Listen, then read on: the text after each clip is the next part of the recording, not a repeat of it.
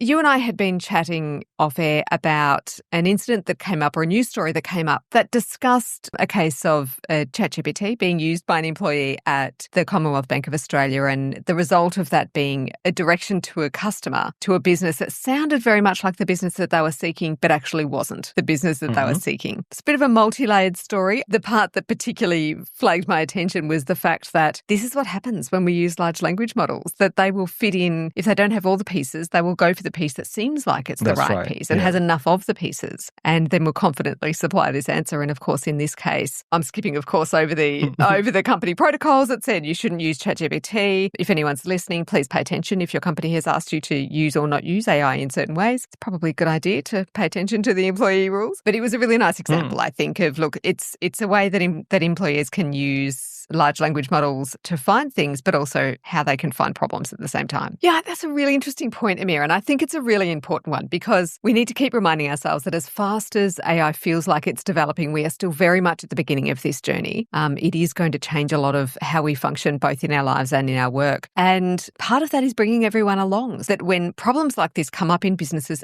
and they will, so we need to acknowledge, and they will, we can't say that enough, these problems will come up in business. Yes, they will. But it's a great opportunity to then sit down, work with your teams, work with your employees, and educate them a little bit, but also find if there's any gaps. Sometimes the things that people do in our business that we don't want them to do, tell us where the gaps are in our thinking.